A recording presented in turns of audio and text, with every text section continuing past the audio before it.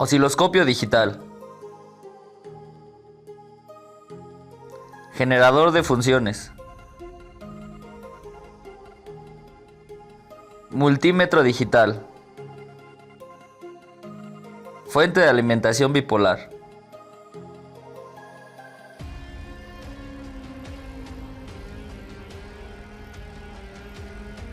Pinzas de corte.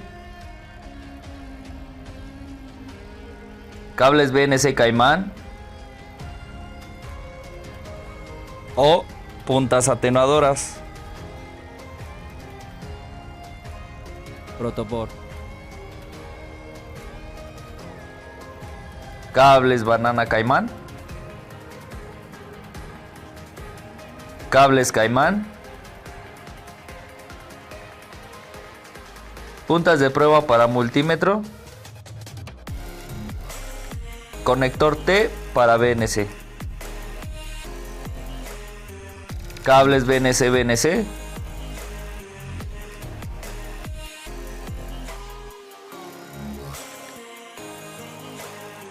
Amplificador LM741CN. Alambre telefónico. Resistencias de 10 kΩ a medio watt. Resistencias de 1 kΩ a medio watt. Resistencias de 100 kΩ. Metro de 1 megaohm.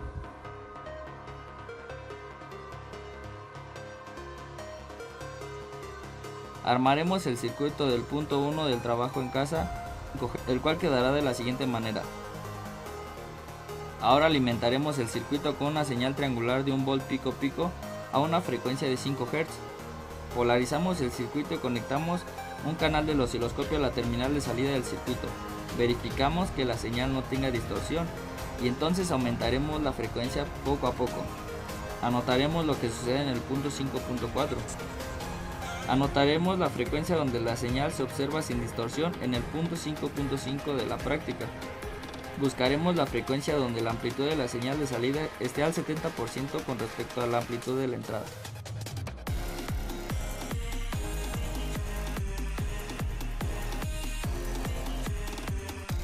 En este experimento armaremos el circuito de la figura 9.5 correspondiente a un amplificador inversor.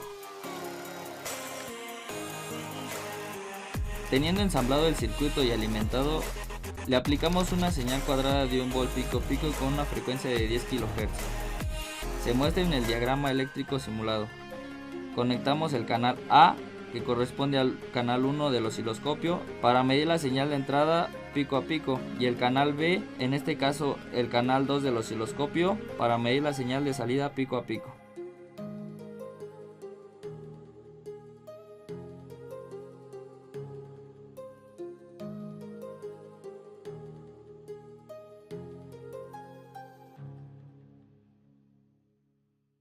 Ahora aplicamos AutoScale al osciloscopio para visualizar las señales y mediremos el valor del tiempo que tarda en cambiar la señal de salida desde su valor mínimo hasta su valor máximo.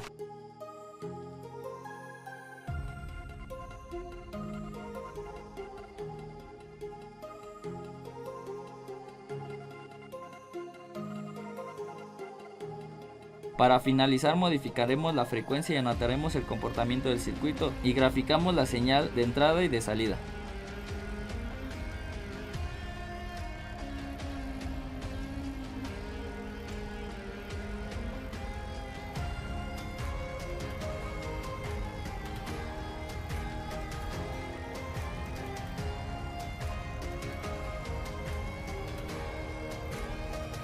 En este experimento montaremos el circuito de la figura 9.6 de la práctica, obteniendo como circuito uno similar al siguiente.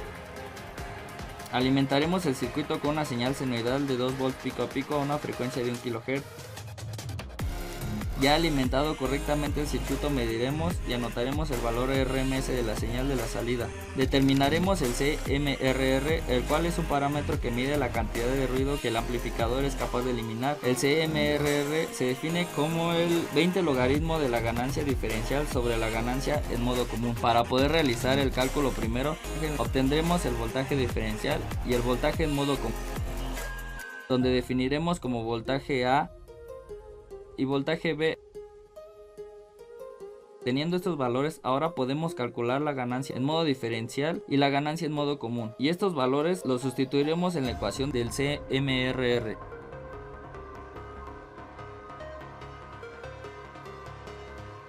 En este experimento realizamos el circuito de la figura 9.7.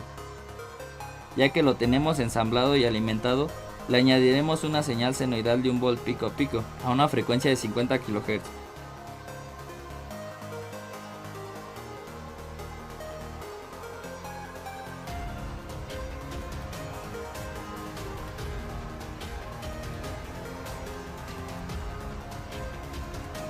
Incrementaremos lentamente la frecuencia de la señal de entrada hasta que el voltaje de la salida sea aproximadamente el 70% de la señal de entrada.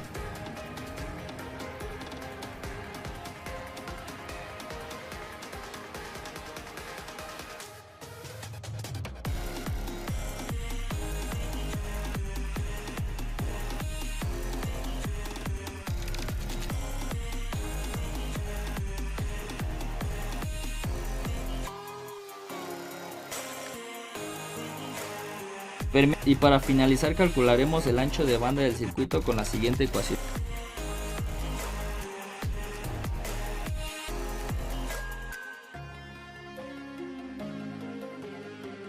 Para este experimento montaremos el circuito de la figura 9.8 de la práctica. Tenemos el circuito sugerido, el cual alimentaremos con una señal senoidal de 1 volt pico a pico a 100 Hz. No olvidemos polarizar el circuito para que funcione correctamente.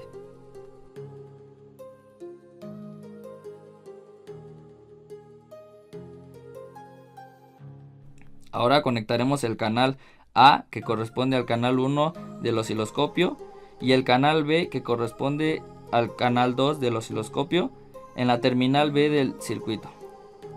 Ajustaremos el valor de los potenciómetros hasta que la amplitud de la señal del canal A del osciloscopio sea la mitad que hay en el canal B.